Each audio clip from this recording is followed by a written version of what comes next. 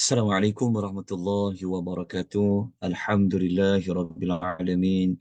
Wassalatu wassalamu ala asyrafil anbiya'i wal mursalin wa ala alihi wa sahbihi ajma'in. Allahumma salli wa sallim ala sayyidina Muhammad wa ala alihi wa sahbihi wa man tabi'ahum bi isanin ila yaumiddin, amma ba'd. Muslimin dan muslimat rahimani wa rahimakumullah. Syukur kehadirat Allah, malam ini dapat kita apa menjalankan pengajian uh, apa tajuk golongan Yahudi menurut Al-Quranul Karim, yang mana sepatutnya kita dapat jalankan pada malam semalam, iaitu Sabtu malam Ahad. Namun ada beberapa kekangan. Namun Alhamdulillah malam ni dapat juga kita buat satu kelas, yang mana malam ni merupakan siri yang ke-19.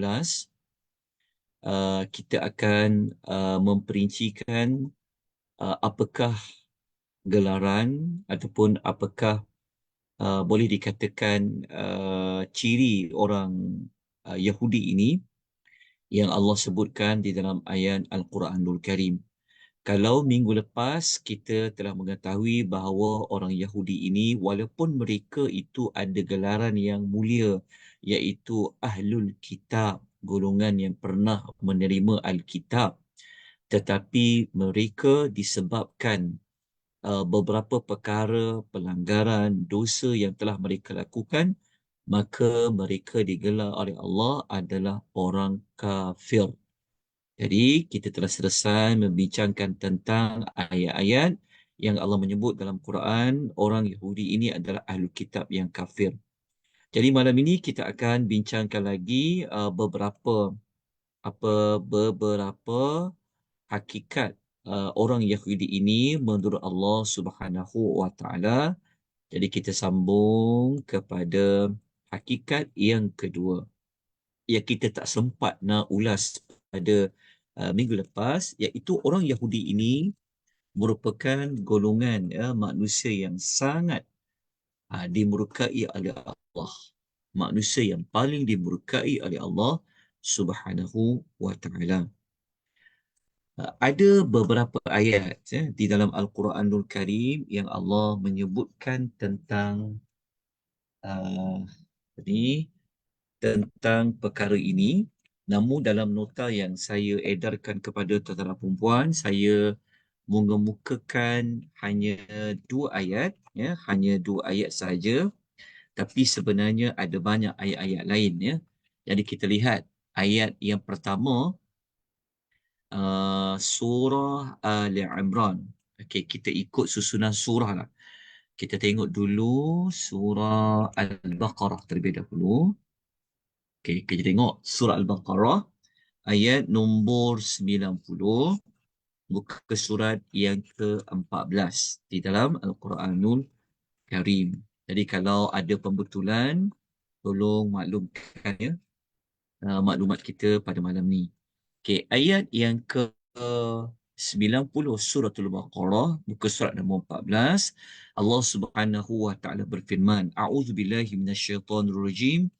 Bi'sa mashtarau bihi anfusahum ay yakfuru bima anzalallahu baghyan ay yunazzilallahu min fadlih ala man yasha'u min ibadihi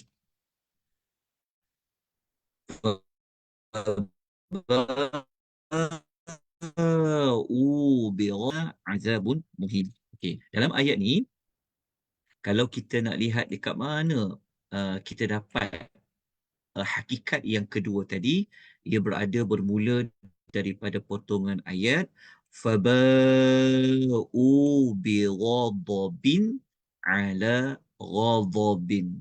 Dia sampai sini. Faba'u bi ghadabin ala ghadab. Kita jumpa perkataan ghadab dua kali diulang, ya, ghadab dengan ghadab.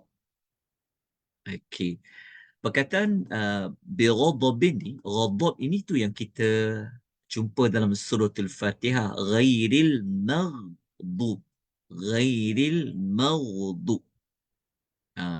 Dia root word dia, kata akar dia ghin, dot, ba, ghadab. So kalau marah, dia panggil kata kerjanya adalah ghadabun. Marah. Tapi dalam ni bukan manusia yang marah, tetapi Allah yang marah. Kepada siapa? Kepada orang Ahlul Kitab di kalangan Yahudi. Okay, mari kita lihat terjemahan ayatnya. Apa yang Allah nak bagi tahu dalam ayat ini? Okey, kita tengok. Allah Ta'ala berfirman, A'udzubillahi minasyaitanirrajim. Ayat dia yang bermaksud, bi'sa mashtarau bihi anfusahum, alangkah buruknya apabila mereka. Okey, mereka di sini adalah merujuk kepada orang Yahudi. Menurut kepada orang Yahudi. Jadi untuk mendapatkan maklumat mereka itu sebenarnya merujuk kepada orang Yahudi, maka tuan-tuan dan puan kena lihat ayat-ayat yang sebelumnya. Kena lihat ayat-ayat yang sebelumnya, iaitu sebelum ayat nombor 90, kena tengok ayat nombor 89, 88, 87. Kita akan menemukan memang Allah menceritakan lanjutan daripada cerita tentang Bani Israel di zaman Nabi Allah Musa AS. Mereka ni buat apa sampai Allah Ta'ala kata tindakan mereka ambil tu sangat buruk? Kerana mereka mengingkari, iaitu mereka mengkufuri Al-Quran yang telah diturunkan oleh Allah. Jadi ayat ini sasarannya kepada orang Yahudi Madinah. Mereka ni telah mengkufuri, mengingkari kat sini maksudnya mengkufuri. Lepas tu kalau kita tengok dekat ayat tu, kalau tengok dekat ayat Quran tu, kita jumpa perkataan yakfuru. Nampak tak? Yakfuru. Yakfuru dekat sini merujuk kepada perbuatan kufur yang kita telah belajar pada siri yang ke-18. Mereka mengkufuri apa? Mereka telah menjadi kafir terhadap apa? Kita bacakan terjemahnya. Iaitu terhadap Al-Quran yang telah diturunkan oleh Allah. Kenapa mereka kufur kepada isi kandungan Quran? Kerana mereka ni dengki. Dengki kepada siapa? Dengki kepada Nabi SAW yang Allah memilih Nabi Muhammad itu daripada keturunan Arab untuk mendapat wahyu Al-Quran. Jadi dalam ayat tu mereka dengki bahawa Allah menurunkan daripada kurniaannya, iaitu wahyunya kepada sesiapa yang dia mahu dalam kalangan hamba-hambanya. Merujuk kepada siapa? Merujuk kepada Nabi sallallahu alaihi wasallam. Okey. Kemudian kita baca lagi. So kita fahamlah ayat ni maksudnya apa? Maksudnya orang Yahudi Madinah, mereka tidak mahu beriman kepada isi kandungan Quran. Maksudnya mereka tak setuju, mereka tak nak membenarkan apa yang ada dalam Al-Quranul Karim. Sebab apa? Sebab mereka dengki terhadap Rasul akhir zaman ini di kalangan bangsa Arab. Mereka dengki kat Nabi Muhammad ni. Jadi, apa lagi yang berlaku? Allah mengatakan, dengan sebab itu, dengan sebab mereka mengingkari, mereka menjadi kufur, mereka tak setuju, mereka tak membenarkan isi kandungan Quran itu, maka Allah kata mereka layak. Faba'u, tadi perkataan faba'u tu maksudnya mereka layak, mereka patut mendapat bighadabin, ghadab, kemurkaan, kemarahan Allah yang berterusan. Okey, kenapa kita terjemah yang berterusan? Sebab dalam ayat ni kita jumpa 2 kali ghadab kan? Kalau ikutkan ayat tu, dia terjemah je begini. Mereka dah dapat marah kali pertama, bighadabin. Lepas tu mereka dapat marah lagi. Maksudnya, selepas dapat kemarahan, Allah marah lagi kepada mereka. Lepas tu kita terjemahkan ia mendapat kemarahan yang berterusan. Maknanya lepas dapat kemurkaan, murka lagi. Kenapa? Kerana dalam ayat ni kita jumpa sebab dia kerana mereka mengingkari apa yang ada dalam isi kandungan Quran. Sebab punca utama kerana ada baghya. Baghya ni adalah hasad dengki. Okey. Kalau kita baca dalam tafsiran, saya tak masukkan dalam nota, tapi saya sempat merujuk dalam tafsir Ibn Kathir menjelaskan kenapa Allah murka orang Yahudi ini berkali-kali, kenapa sebut ghadab, lepas tu ghadab lagi. Maka Al-Imam Ibn Kathir telah menukilkan beberapa ulasan daripada para sahabat dan ulasan daripada para tabi'in. Sahabat yang dimaksudkan adalah daripada tafsiran Ibnu Abbas radhiyallahu anhuma. Jadi Ibnu Abbas ni kata Allah murka kepada orang Yahudi ini kerana mereka menyia-nyiakan Taurat yang ada di tangan mereka, dan Allah murka juga kepada mereka kerana mereka tak nak menerima Nabi Muhammad sallallahu alaihi wasallam yang diutuskan kepada mereka. Maknanya Allah Taala ni marah kepada orang Yahudi ni kerana apa? Kerana mereka menyia-nyiakan kitab Taurat yang pernah mereka ada selama ini. Sebab apa? Sebab dalam kitab Taurat suruh menyokong beriman menerima Nabi Muhammad. Jadi secara tak langsung mereka telah menolaklah kitab Taurat. Kemudian turun pula Al-Quran yang menyebutkan tentang Nabi itu adalah seorang Rasul yang Allah utuskan. Lepas tu pula Nabi ini adalah Al-Bayyinah, adalah hujah yang jelas, hujah yang nyata, seperti mana surah Al-Bayyinah. So mereka ini, sebab itu mereka layak mendapat kemurkaan yang berganda-ganda. Okey, kalau ikut tafsiran Abul Aliyah, seorang tabi'in, dia kata Allah murka kepada mereka disebabkan kekufuran mereka terhadap kitab Injil dan juga Nabi Isa alaihi salatu wassalam. Kalau ikut Abu Aliyah pula, dia kata orang Yahudi ini, kita kena tahu ya, Yahudi ini Rasul mereka yang terakhir yang Allah hantar daripada susur galuh Bani Israel adalah Nabi Isa. Adalah Nabi Isa. Jadi Nabi Isa pun mendapat kitab Injil. Jadi dalam kitab Injil pun ada maklumat tentang Nabi akhir zaman. Namanya Ahmad. Beberapa ciri-cirinya yang telah pun kita sebut sebelum ini.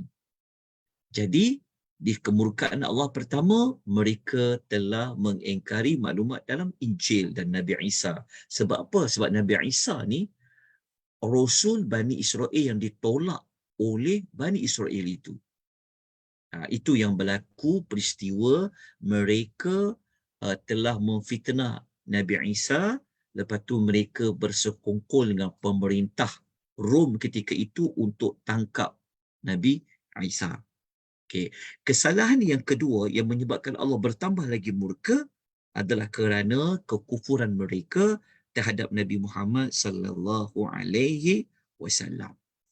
Jadi itu adalah penerangan kenapa orang Yahudi ini mereka mendapat kemurkaan yang bertalu-talu.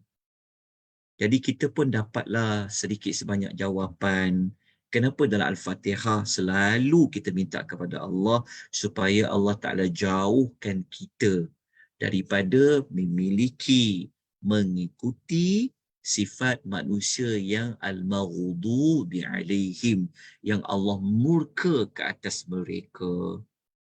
Jadi ini adalah ayat yang menjelaskan sebab apa mereka mendapat kemurkaan Allah, dan ayat ini jelas menunjukkan orang Yahudi ini hakikatnya mereka bukan bangsa yang kita, kalau mereka dakwa mereka bangsa yang mulia, mereka kasih Allah lah dan sebagainya, sebenarnya enggak begitu. Di sisi Allah mereka adalah golongan yang Allah murka, bertalu-talu kemurkaan. Okey, kita boleh ambil satu lagi ayat kalau tuan nak.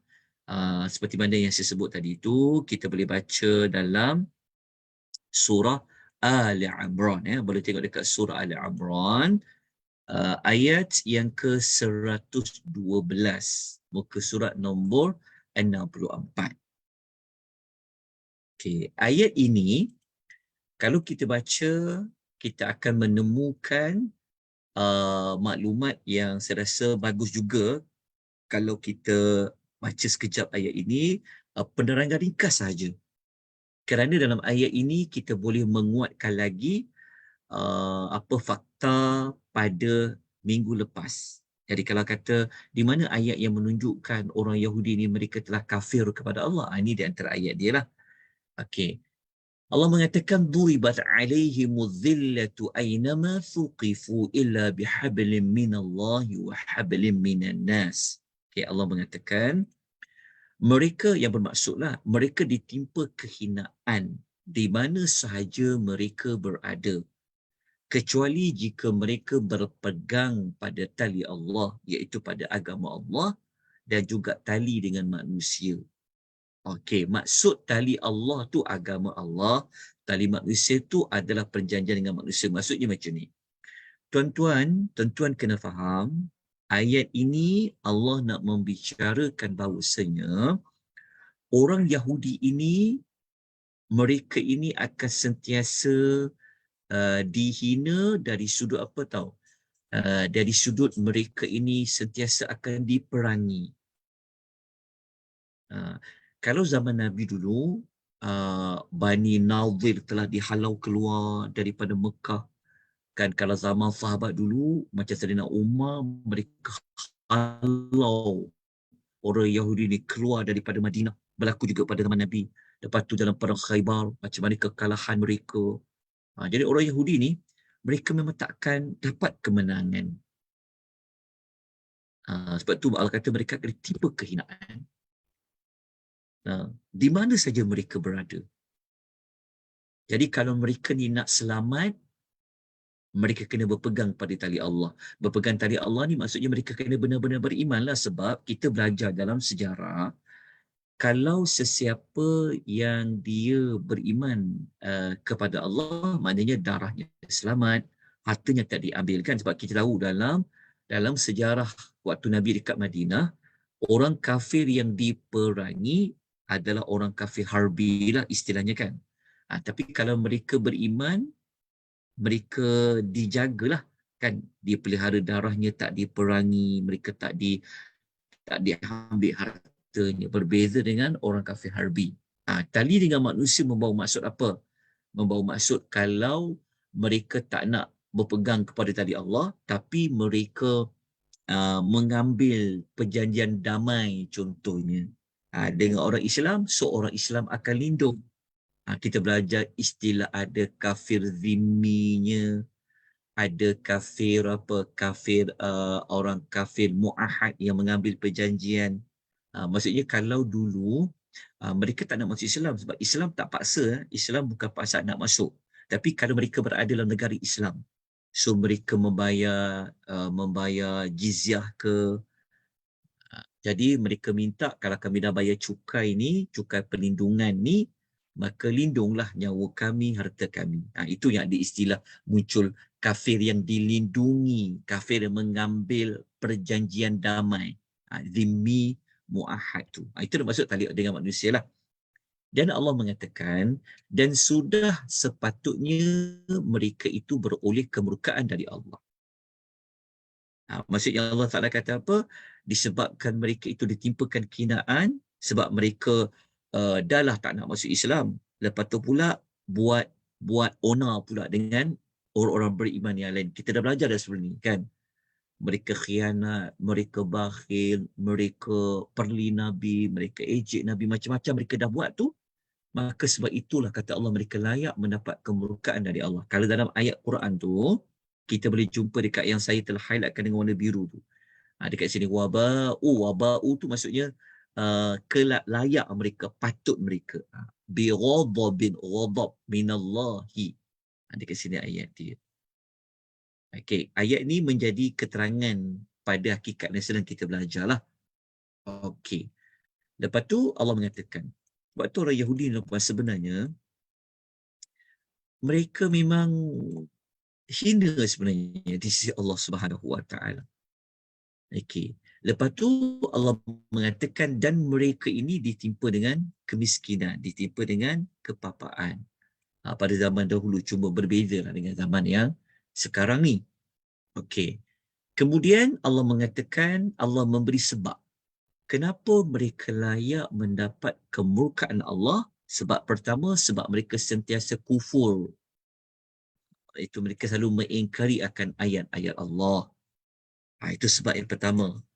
Okey, sebab yang kedua, kalau kita baca pada ayat yang berikutnya, dan mereka membunuh nabi-nabi dengan tak ada sebab yang sepatutnya.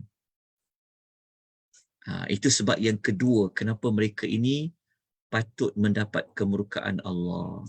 Membunuh para nabi. Kita dah belajar ada sebelum ni, tuan-puan ya. Kita juga dah belajar perkara pertama, mengingkari ayat-ayat Allah. Lepas tu membunuh para nabi pun kita dah belajar sebelum ini. Oleh sebab itulah kata Allah Subhanahu Wa Taala, mereka menjadi derhaka dan mereka sentiasa melampaui batas. Telah pun kejap ya. Kita telah sebut ayat dia sebelum ni kan. Iaitu mereka ini bima asaw wa kanu ya'tadun. Okey. Ini dalam surah Baqarah. Tapi dalam surah Baqarah ni sebut satu je kemurkaan kan. Tapi kita gabung ni surah Ali Imran. Tapi kalau kita baca Al-Baqarah tadi, kemurkaan itu bertimpa-timpa daripada satu kemurkaan kepada satu kemurkaan yang lain. Maka jelaslah kepada kita malam ini bahawasanya Ahlul Kitab ini rupa-rupanya kalau mereka mendakwa mereka adalah bangsa yang mulia, mereka bangsa yang mempunyai banyak rasul yang dihantar, mereka adalah bangsa yang banyak nikmat yang Allah beri kepada mereka. Sebab itu mereka memandang selain daripada bangsa Yahudi adalah bangsa yang lemah, bodoh, tidak mulia, tak patut hidup dan sebagainya. Itu yang mereka sangka. Tetapi pada Allah, mereka itu adalah manusia yang sangat dimurkai oleh Allah Subhanahu Wa Taala. Okey. Sebab tu kalau orang Yahudi ni dia baca Quran, dia tahu, mereka akan tahulah mereka itu siapa. Okey, yang ketiga, orang Yahudi ni kita nak kata mereka ni apa? Mereka adalah manusia yang dilaknat oleh Allah. Manusia yang dilaknat oleh Allah. Dia sama macam orang munafik. Kita dah belajar pada hari Khamis yang lalu, kita buat kuliah ganti untuk orang munafik tu, kita pun tahu orang munafik pun golongan laknat oleh Allah. Jadi orang Yahudi ni pun adalah golongan manusia yang dilaknat oleh Allah Azza wa Jalla. Okey, ada beberapa ayat, agak panjang sikit untuk bahagian ketiga ni, ada banyak ayat. Kita tengok yang mana sempat kita baca, kita baca. Kita tengok dalam suratul Maidah, ayat nombor 13. Muka surat 109. Tuan-tuan, saya ingatkan kembali ya, surah Al-Maidah adalah surah yang Allah memaparkan kejahatan ataupun Allah memperincikan kekufuran Ahlul Kitab. Jadi Al-Maidah ni dia bukan cerita pasal orang Yahudi saja, tapi juga menceritakan tentang orang Nasrani. Dia cover dulu Al-Maidah ni, dia gabung kedua-dua Ahlul Kitab lah. Dia banyak membongkarkan tentang kekafiran, kekufuran Ahlul Kitab. Okey, so Ahlul Kitab ni dekat ayat 13 termasuklah Yahudi yang sedang kita bincangkan. Ini Allah mengatakan, dalam nota saya ada tersilap ya, tuan-tuan kena ingat ya, dan nota tu saya tertinggal perkataan ini. Saya macam terbuang perkataan ini, nota yang saya edarkan tu. Kalau ikutkan sebenarnya dia ada, selepas saya buat semakkan lagi, rupanya tertinggal perkataan fabima. Dan nota tu saya terus ambil naqudhihim. Jadi tolong ambil perhatian ya. Okey, jadi Allah Taala mengatakan fabima naqdhihim mitsaqahum la'annahum wa ja'alna qulubahum qasiyah. Okey, sekejap ya. Ini surah apa saya sebut tadi itu? Surah Al-Maidah ya, ayat nombor 13. Muka suratnya betul tak? Betul, Ustaz. Tengok sekejap ya. Al-Maidah Ayat nombor 13. Okey.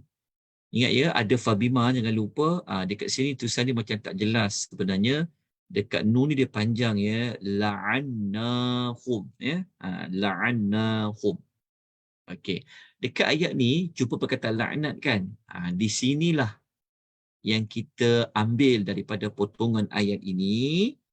La'annahum ni kita jadikan dia sebagai hakikat yang ketiga tadi tu. Ini baru ayat nombor 13 suratul Maidah. Jadi kita tengok kenapa mereka ini mendapat laknat dari Allah. Okay, Allah mengatakan, maka disebabkan tu yang ada ayat fabima tadi tu, maka disebabkan mereka melanggar perjanjian mereka. Melanggar perjanjian, kita dah sebut sebelum ini, ada banyak aku janji yang telah dibuat antara Allah dengan ahlul kitab. Di antara janjinya, janji untuk mengikuti isi kandungan dalam kitab-kitab Taurat, dalam kitab-kitab Injil. Jadi mereka telah langgar janji. Maka Allah Ta'ala kata apa? Kami melaknati mereka. Jadi itu kena ingat balik ya, memang salah satu ciri orang Yahudi ini memang tak boleh pakai janji mereka. Mereka memang akan sentiasa memungkiri janji. Kalau dia tak selari dengan hawa nafsu mereka, mereka langgar.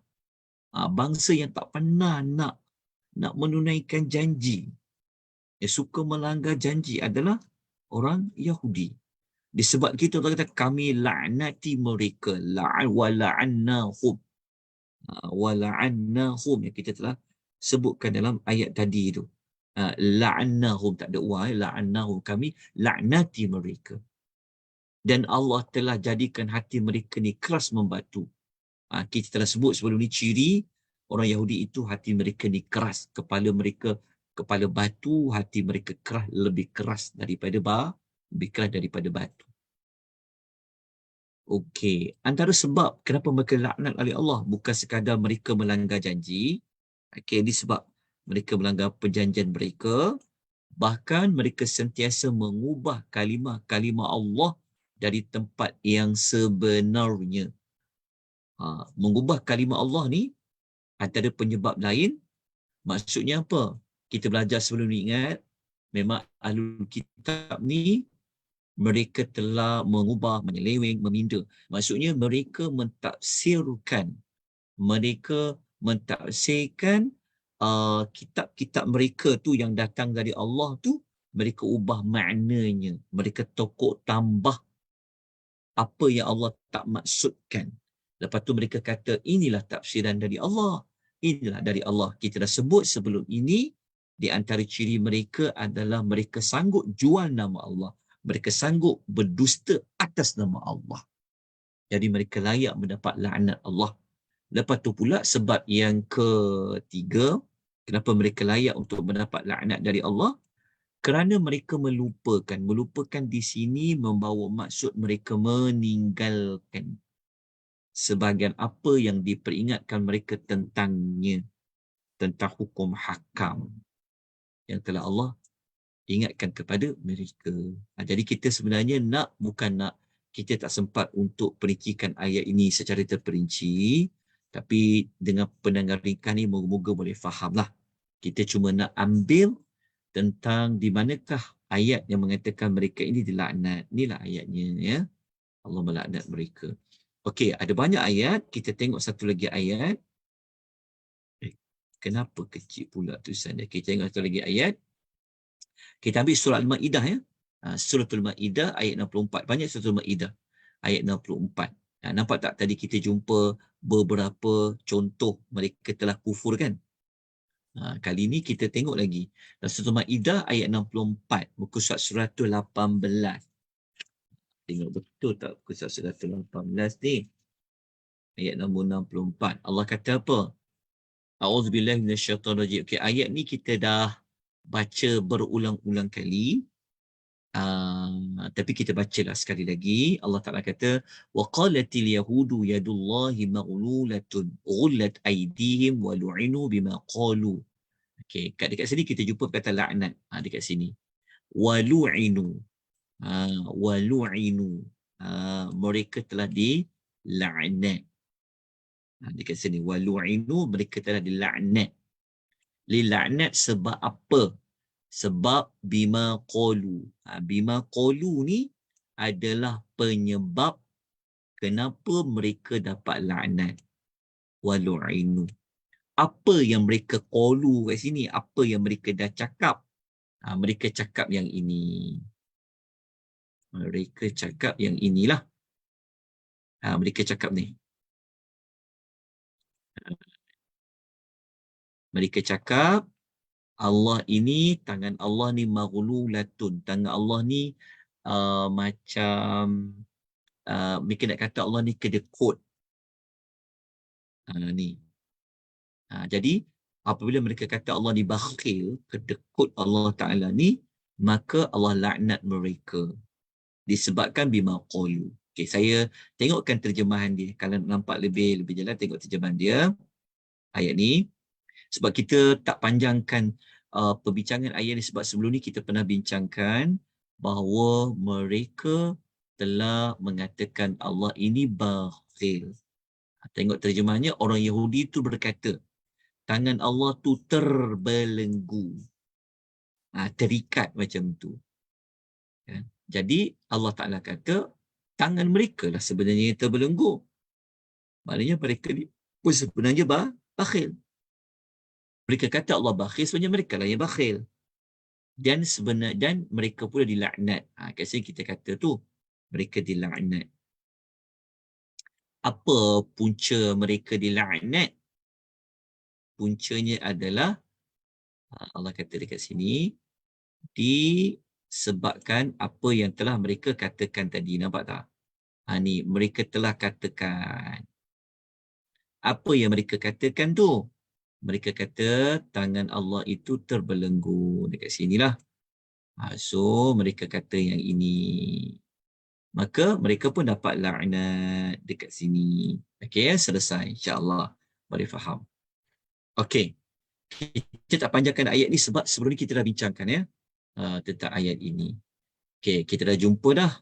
Memang mereka ni laknat ni. Tengok dekat surah Al-Ma'idah. Ayat 78. Muka surat 121.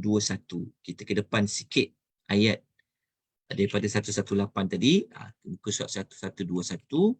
Yang ini Allah Ta'ala mengatakan lu'inal ladzi. Jumpa perkataan laknat. Nampak tak? Depan-depan Allah sebut. Lu'ina. Mereka telah dilaknat.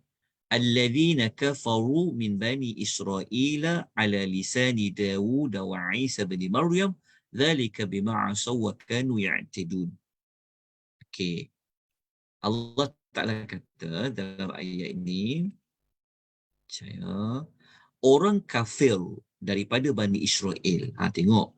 Dekat ayat ni menguatkan lagi tentang mereka ini memang telah jadi kafir daripada Bani Israel. Kerana orang Yahudi ni, mereka daripada keturunan Bani Israel. Jadi apa yang nenek moyang mereka itu jadi kafir, mereka pun ikut sama. Pun macam tu juga. Pun jadi kafir juga. Telah dilaknat. Telah dilaknat apa? Dalam ayat Tuhan kata melalui lidah Nabi Daud, melalui lidah Nabi Isa. Maksudnya dalam kitab Zabur, dalam kitab Injil, orang Yahudi ini telah pun dilaknat. Macam kita sekarang kita belajar, orang Yahudi dilaknat dalam apa? Dalam Quran kan? Kita sekarang kan baca ayat Quran. Jadi orang Yahudi ni, bayangkan daripada kitab Zabur, naik ke zaman Nabi Isa, mereka juga dilaknat. Sampai ke zaman Nabi Muhammad, turunnya Quran kata, mereka telah dilaknat. Nampak tak? Maknanya dalam kitab-kitab ni, orang Yahudi ini, nenek moyang orang Yahudi ini, mereka telah dilaknat. Telah mendapat laknat. Sebab apa? Disebabkan mereka ini mendahaka dan mereka selalu melampaui batas. Okey. Jelas tuan perempuan rahimani wa rahimakumullah. Dahaka ni banyak sangatlah. Kita dah sebut dah sebelum. Melampaui batas pun kita dah sebut sebelum ni. ubah kitab, bunuh Nabi, kata Allah Ta'ala ni fakir, macam-macam. Nampak sangat. Dosa mereka ni bukan satu, dua, macam banyak berganda-ganda dosa-dosa mereka. Okey, jadi mereka layak untuk mendapat laknat Allah, bukan layak mendapat rahmat. Okey, kita baca satu lagi boleh? Surah Al-Imran. Ini kita patah ke surah yang sebelumnya. Ayat nombor 87, buka muka surat nombor 61. Kita tengok Allah Ta'ala berfirman pada ayat nombor 87. Tengok dalam Quran, Allah Ta'ala kata, Ulaika jazauhum anna alaihim la'natallahi wal malaikati wan nasi ajma'in. Dalam ayat ni dahsyatnya. Perkataan laknat, cuba perkataan laknat. Laknat ni bahasa Arab, bahasa Quran, kita pun guna dalam bahasa kita. Laknat, laknat, laknat. Jadi, kita pun ambil daripada bahasa Arab, kita melayukan. Kita memelayukan yang Arab. Jadi Allah kata, orang Ahlul Kitab ni, daripada kalangan Yahudi contohnya, mereka ini balasannya adalah mereka akan dilaknat. Dilaknat, dijauhkan mereka daripada mendapat sebarang rahmat dari Allah. Bukan Allah je laknat mereka, Allah laknat. Para malaikat melaknat mereka. Malaikat ni bukan satu malaikat, malaikat-malaikatnya. Dan semua orang beriman. Sebab tu kita kalau sebut Yahudi, la'natullah. Kita kata Yahudi yang dilaknat oleh Allah. Yahudi yang dilaknat oleh Allah. Tu kita kena sebut. Yahudi la'natullah, yang laknat oleh Allah. Sebab Allah telah terang-terang sebut dalam Quran, mereka telah dilaknat oleh Allah. Baik. Dapat dah 3 ayat. Lepas tu kalau kita nak baca lagi dalam ayat-ayat lain, panjanglah. Okey, kita tengok dekat satu lagi surah. Satu lagi surah Nisa. Surah Nisa ni panjang ayat dia. 46 sampai 52. Tapi ada di antara ayat 46 sampai 52 ni, kita dah jumpa sebelum ini. Tapi kita ambil juga ayat 46 sampai 52 ni nak menunjukkan bahawa ada berulang kali Allah melaknat orang Yahudi ini. Tengok muka surat 86, 87. Okay, kita baca sepintas lalu. Sepintas lalu ayat dia. Tengok apa yang menyebabkan mereka dilaknat oleh Allah, orang Yahudi Madinah ni. Tengok ya. Allah mengatakan minal ladzina hadu. Perkataan hadu, ingat, perkataan hadu adalah kalimah lain yang menunjukkan ia adalah Yahudi. Kita dah sebut pada siri yang pertama ya. Ni dah siri yang ke-19 dah. Jadi kena ingat balik, orang Yahudi ni nak tahu perbahasan tentang mereka, antaranya kita boleh tengok kalimah digunakan. Kadang-kadang Allah guna al-Yahud. Kadang-kadang Allah guna al-Yahudi. Kadang-kadang Allah guna hadu.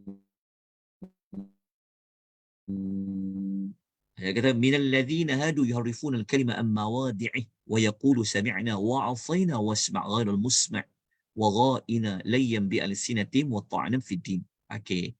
Lepas tu sampai hujung ayat, Allah Taala kata walakin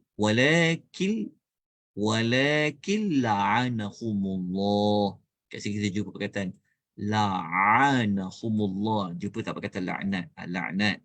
Okey, kita tengok terjemahan ayat dia ya. Okey, saya terangkan secara ringkas. Okey.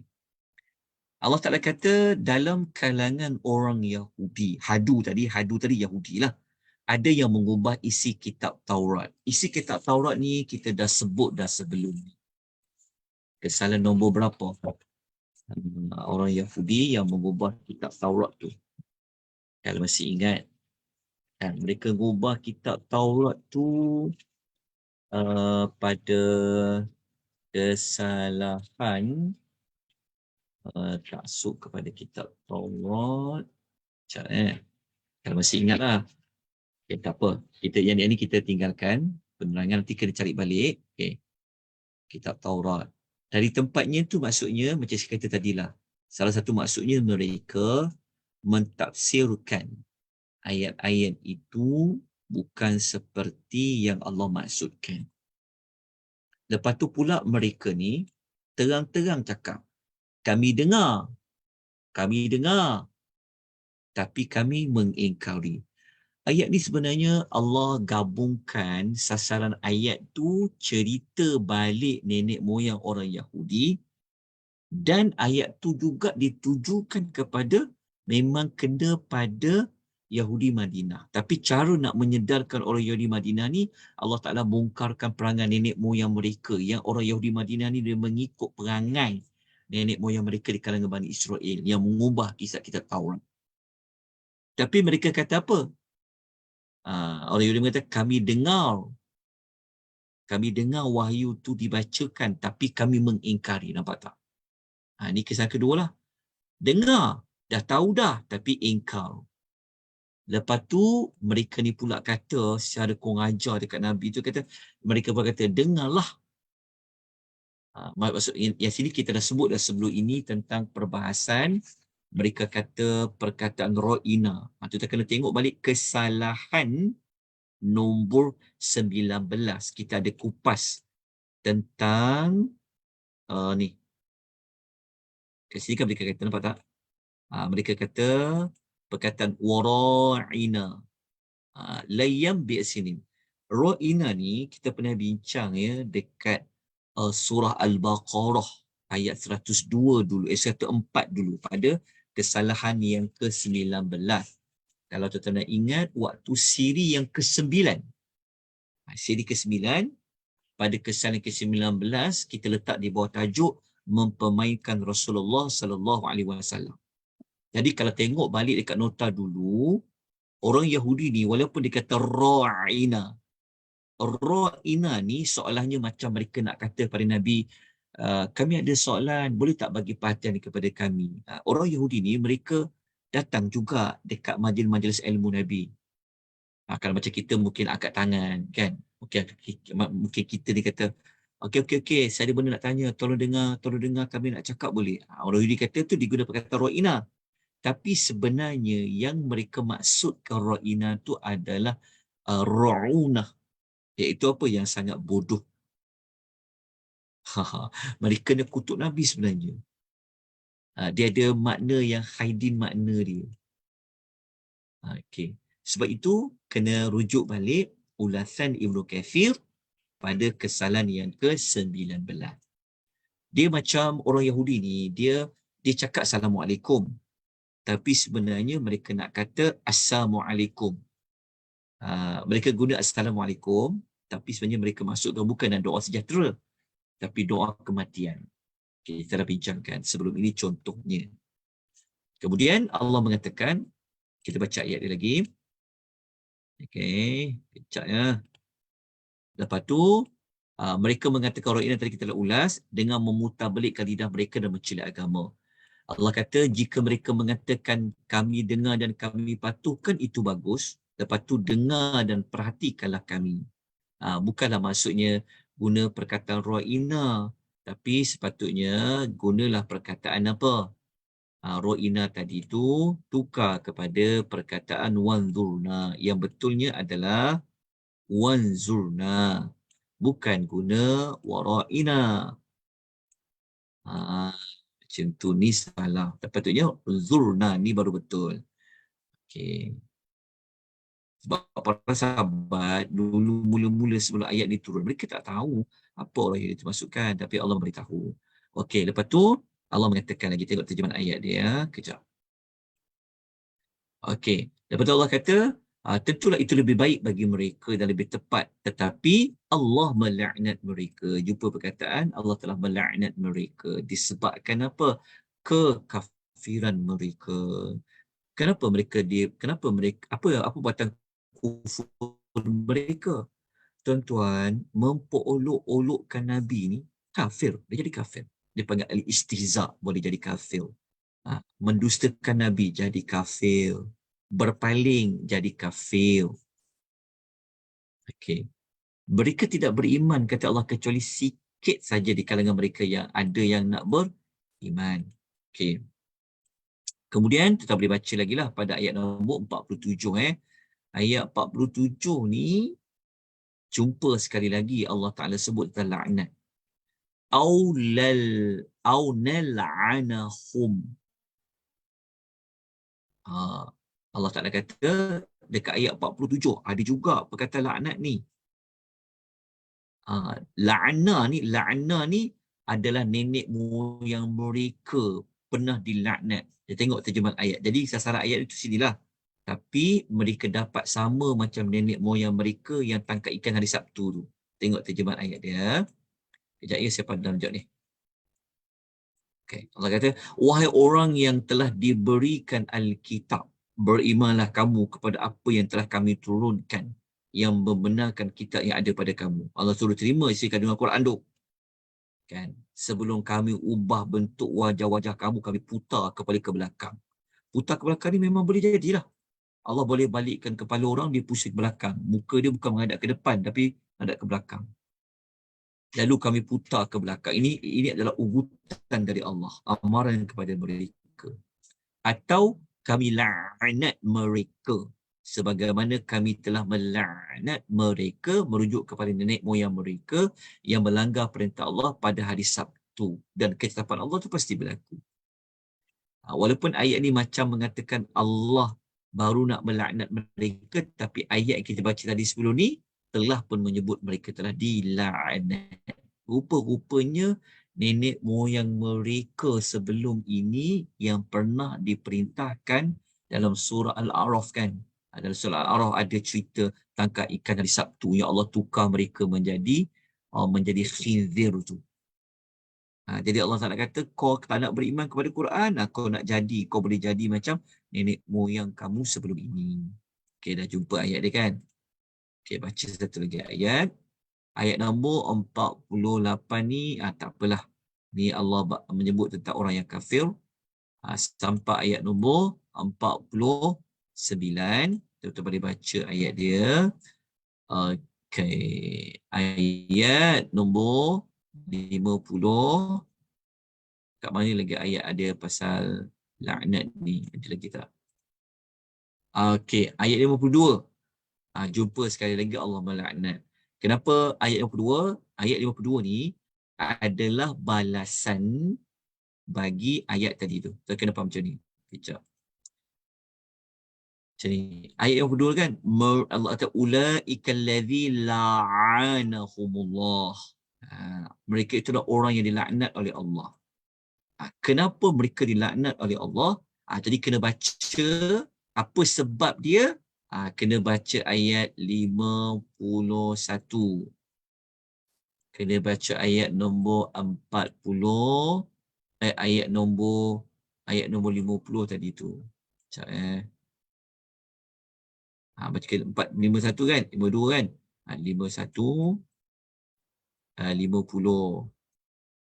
Kena baca ayat sebelum dia lah. Kita tengoklah ayat sebelumnya sekejap. Seperti lalu. Rugi pula kalau tak dibaca.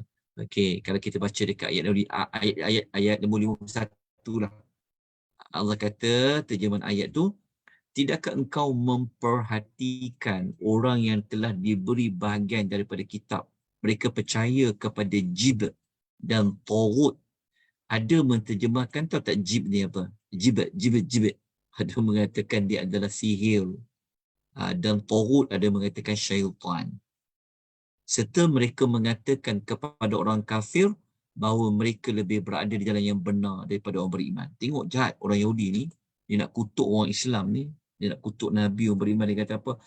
Wahai orang kafir yang menyembah patung-patung tu, lebih betul lah agama dia daripada orang beriman. Dia cakap macam tu. Sedangkan orang Yahudi itu sendiri telah rendah-rendahkan orang musyrikin. Ingat tak sebelum ni? Yang mana orang Yahudi ni, dia akan membuat sesuka hati kepada orang musyrikin Mekah. Orang Arab ni, pada zaman Nabi tu, mereka ini dipandang rendah oleh orang-orang Yahudi ni. Sedangkan orang Yahudi itu datang duduk di bumi Madinah. Mereka datang daripada luar masuk ke Madinah, mereka merendah-rendahkan orang penduduk asal yang duduk di Madinah sebab mereka orang Arab, tak ada kitab. Mereka waktu mereka anggap mereka ni ada kitab, so mereka merendah-rendahkan. Tapi dalam part ni dia pandai pula. Dia angkat pula darjat orang musyrikin Mekah tu punya nak jatuhkan orang Islam. Tapi mereka ini percaya kepada jib ni, salah satu maksudnya adalah sihir. Ada kepada sihir dan taut kepada syaitan. Sebab itulah Allah Ta'ala kata pada ayat tadi tu, mereka itulah orang yang mendapat la'anat Allah. Lepas tu Allah kata, وَمَنْ يَلْعَنِ اللَّهُ فَلَنْ تَجِدَ لَهُ نَصِيرًا. Siapa yang dilaknat oleh Allah, pasti engkau tak akan mendapat seorang penolong pun yang boleh melindungi mereka. Jadi berulang-ulang kali Allah menyebut mereka telah mendapat laknat Allah. Bukan Allah saja melaknat, para malaikat laknat mereka, termasuklah orang-orang yang beriman. Kita akan menetapkan mereka di Alhamdulillah, selesai kita ya untuk pengisian kita pada malam ni. Kita dapat belajar dua hakikat orang Yahudi di sisi Allah. Mereka adalah golongan yang Allah murkai, bertimpa-timpa kemurkaan Allah, dan mereka adalah golongan yang dilaknat. Minggu depan kita akan sambung lagi beberapa hakikat orang Yahudi ini. Saya cuma sempat siapkan sikit je draft dia. Kita akan tengok minggu depan belajar apa ni. Seri 20, kita akan belajar orang Yahudi ni sebenarnya mereka adalah yang dhalun mudhillun. Mereka ni sebenarnya adalah orang yang sebenarnya mereka lah sesat lagi menyesatkan. Ini kita akan belajar minggu depan lah. Hakikat yang keempat. Nanti kita akan jumpa satu siri Allah Ta'ala kata apa? Orang Yahudi ni nothing. Allah kata orang Yahudi ni tak ada nilai sedikit pun. Nanti kita akan jumpa ayat tu. Allah kata. Kita akan jumpa nanti. Orang Yahudi ni Allah kata tidak ada apa-apa pun nilai bagi mereka. Nanti yang tu kena tunggu. Hakikat yang keberapa nanti. Yang itu saya akan letak last sekali. InsyaAllah kita akan jumpa. Tapi kita kena bincang dulu. Jadi kita dapat kesimpulan dia daripada siri 18-19 tu. 18-19 kita kata orang Yahudi ni orang kafir. Orang Yahudi ni adalah orang yang dimurkai oleh Allah. Orang Yahudi ni adalah orang yang Allah laknat. Orang Yahudi ni adalah yang sesat. Panjang lagi lah. Nanti kita akan bincangkan insyaAllah. Ada apa soalan tak setakat ni, tuan-tuan perempuan? Ada dekat ruangan cek daripada Zoom. Dalam Al-Quran orang kafir termasuk dalam mana tergerak dalam Al-Quran orang kafir termasuklah musyrikin Mekah. Pada konteks masa ini, kaum manakah yang obvious dalam definisi kategori orang musyrik? Okey, macam ni. Panggilan musyrikin panggilan musyrikin ini dia adalah satu panggilan yang khusus kepada, dia dipakai kepada penduduk dia macam ni. Musyrikin dari sudut makna umum adalah penyembah al-awthan, al-asnam wal-awthan, penyembah kepada patung-patung dan berhala-berhala. Walaupun ada persamaan macam orang sekarang kan yang menyembah patung berhala ni, mereka ni sama macam orang musyrikin Mekah, orang musyrikin di zaman Nabi tu. Penyembahan mereka tu sama, cuma mereka tidak dipanggil musyrikin. Dia macam kaum Nabi Nuh. Kaum Nabi Nuh adalah kaum pertama yang menyembah patung-patung. Yang mereka ambil nama patung tu sebenarnya nama orang-orang soleh. Tapi Allah tak panggil mereka musyrikin. Nampak kan?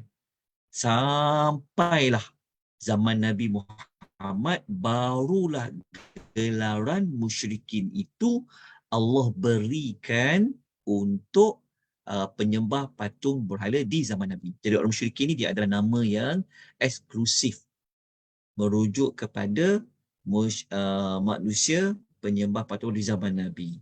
Dia macam nama Yahudi lah. Yahudi ini macam mana boleh dapat nama Yahudi? Allah yang memanggil perkataan Yahudi itu setelah Allah turunkan suratul Baqarah. Okey, itu jawapan dia. Tapi dari sudut pengibadatan tu sama. Jadi adakah kita nak panggil orang yang non-Muslim sekarang ini sebagai musyrikin? Kalau ikut Rasulullah, musyrikin ni satu panggilan yang Allah gunakan dalam Quran merujuk pada manusia di zaman Nabi itu. Sebab tu kalau ditanya mana dapat istilah musyrikin, antaranya boleh buka surah Al-Bayyinah lah. Allah membezakan orang Yahudi dengan orang penyembah berhala. Allah kata, lam yakunil ladzina kafaru min ahlil kitabi wal musyrikin. Allah membezakan. Orang kafir umum kita boleh panggil orang musyrikin kafir, orang munafik kafir, ahlul kitab kafir. Tapi kita tak boleh menggunakan contohnya orang munafik kita panggil dia musyrikin. Tu dia tak kena. Atau kita panggil ahlul kitab ni munafik. Tu tak kena ya. Okey. Ada bertanya kufur istihza. Istihza ni maksudnya adalah memperolok-olokkan, mempermain-mainkan. Contoh, kalau kita belajar sebelum ni, ingat tak? Antara contoh mempermain-mainkan ni macam kalau kita kata alah Quran ni macam dah lapuk dah Quran ni dah macam, maksudnya tahu tak memperolok-olok. Kalau macam Nabi ni orang kata Nabi ni bodoh ke, orang ejek-ejek Nabi ke, memperkecil-kecilkan, itu termasuk dalam memperolok-olok. Macam mereka kata Ro'ina tadi itulah, itu termasuk di antaranya. Okey. Walaupun terang-terang ahli kitab dilaknat oleh Allah Al-Quran, dari sudut ketak adakah patut? Okey, begini ya. Ada perbahasan dari sudut penyembelihan ahlul kitab. Begini, dia ada perbezaan ya. Walaupun orang munafik ni kafir, orang Yahudi tu kafir, orang Nasrani ni kafir, banyaklah orang kafir kan. Dia ada perbezaan dari sudut penyembelihan. Tapi persamaan semua kafir. Dari sudut penyembelihan, ini ada pengecualian lah. Maka mengikut kebanyakan juga para ulama mengatakan sembelihan ahlul kitab pada zaman ini boleh dimakan. Tapi ada juga pendapat terutama dalam mazhab Syafi'i mengatakan mereka bincang ahlul kitab tu siapa yang patut dipanggil sebagai ahlul kitab. Ahlul kitab ni adalah yang beragama Yahudi ataupun Nasrani contohkan, yang beragama Yahudi. Jadi kalau ikut dalam kupasan dalam mazhab Syafi'i setakat yang saya tahu, kalau salah tolong betulkan, mereka mengatakan ahlul kitab tu mesti ahlul kitab yang susur galuh Bani Israel. Mereka tu ahlul kitab. Tapi dalam pendapat mazhab lain, beberapa pendapat lain kata ahlul kitab ni walaupun dia bukan original daripada Bani Israel, tapi kalau dia beragama Yahudi, maka ia pun dah termasuk dalam istilah ahlul kitab. Berlaku beberapa perbezaan pendapat di kalangan para alim ulama dalam bab sembelihan ahlul kitab. Kalau kita dengar bab kosher tu, itu boleh. Terutama kalau kita berada di tempat yang susah dapat makanan halal.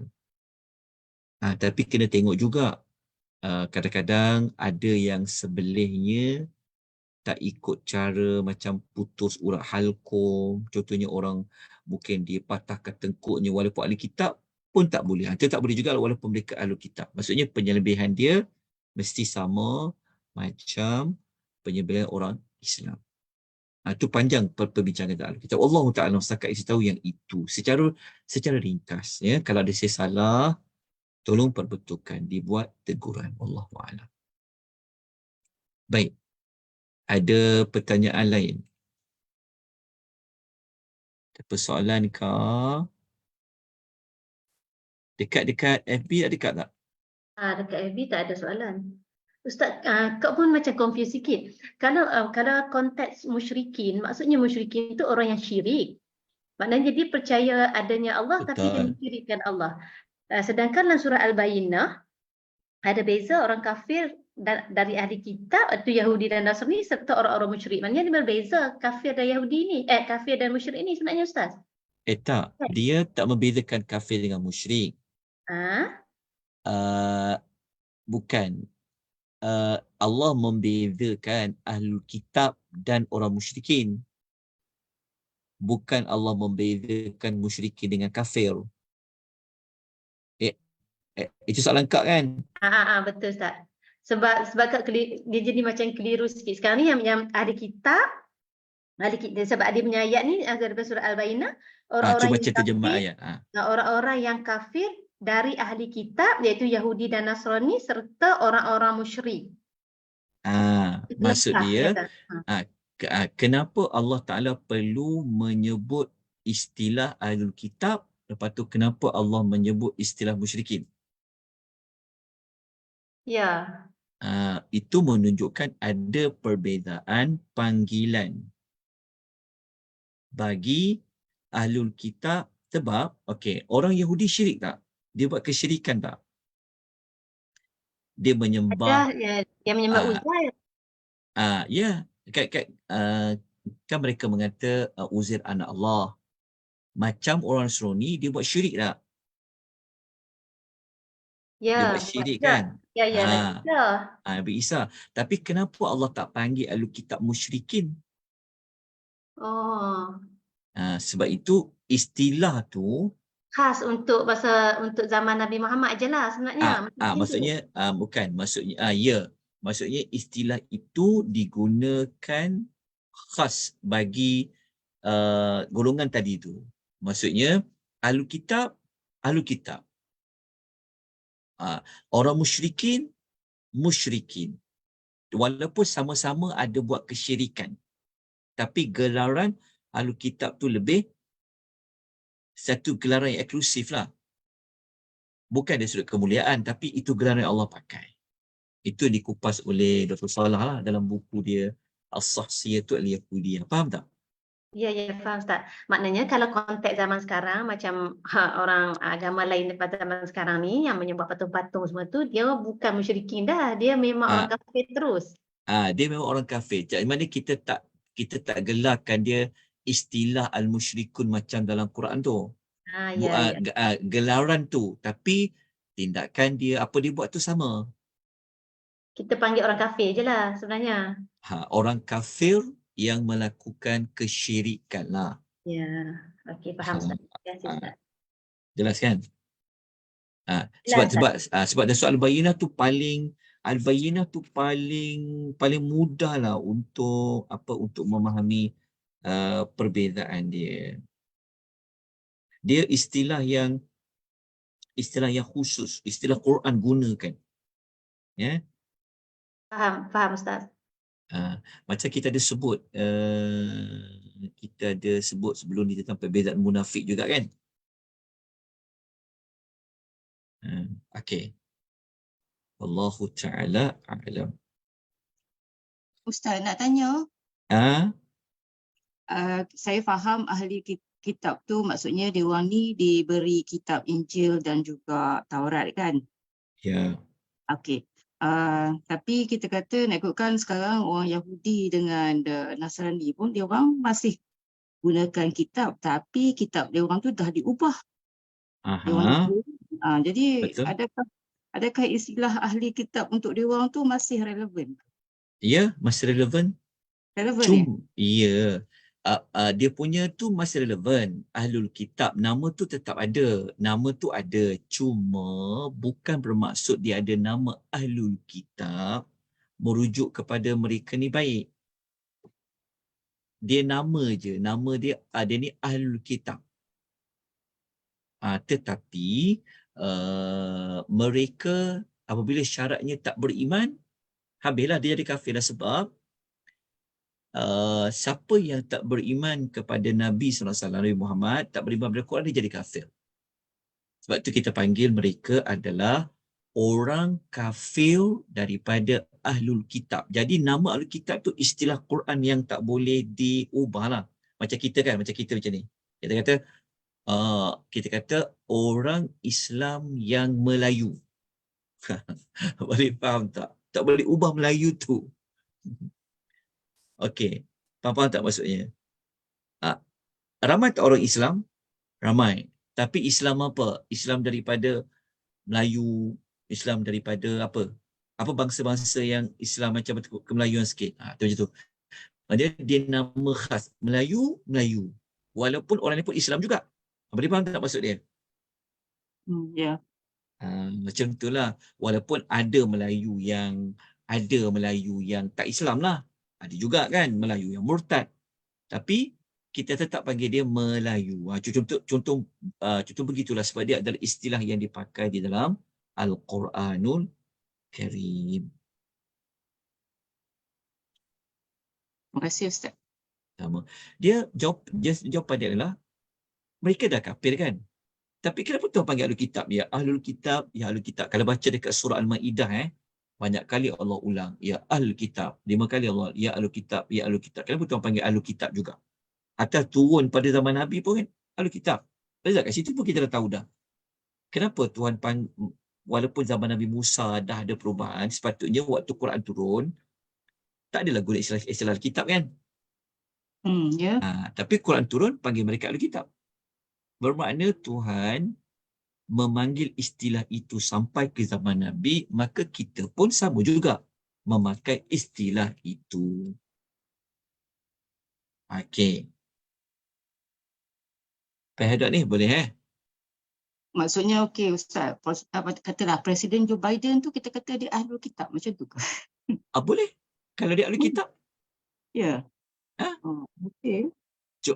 Kalau betul lah dia daripada susur galur Ahlul Kitab lah. Cuma kita kena faham, Ahlul Kitab bukan satu gelaran yang menunjukkan dia tak di syurga, tak. Kita dah baca kan? Faham kan? Allah kata Ahlul Kitab, kafir sebagainya. Cuma dia punya istilah dia. Sebab itu macam istilah Israel. Kenapa mereka tak guna istilah Yahudi? Israel pun Nabi Yaqub punya nama. Ya, sebab mereka nak mulia dengan nama tu. Mereka tak nak Mereka mulia nak dengan ambil nama kemuliaan Yahudi. Nabi Yaqub tu sebenarnya. Ya, sebab mereka faham susu galur mereka. Macam itulah. Wallahu ta'ala. Tapi tak acil Ustaz. Tak acil apa?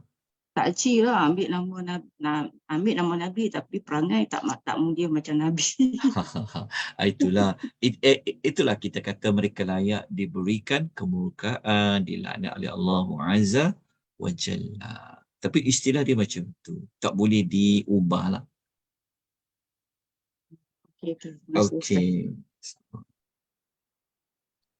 Okey. Kalau enggak ada apa-apa lagi, Bu, kita berhenti dengan kadar ini. InsyaAllah kita jumpa minggu hadapan. InsyaAllah. Okey. Sekejap ya.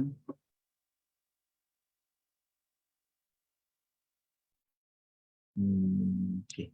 Itu sajalah kot dapat saya terangkan. Kalau ada mana-mana jawapan saya yang macam tersalah, kalau boleh betulkan tolong bagi tahu ya. Boleh kemukakan rujukan supaya saya boleh sebut kembali nanti kalau akan datang ya. Kita sama-sama belajar. Mungkin ada yang saya banyak tak tahu, tuan-tuan pernah dengar, pernah belajar. Jadi tolong juga memberikan teguran sama-sama kita. Aqulu qouli hadza wa astaghfirullahal azim wa billahi taufiq. Wassalamualaikum warahmatullahi wabarakatuh. Waalaikumsalam.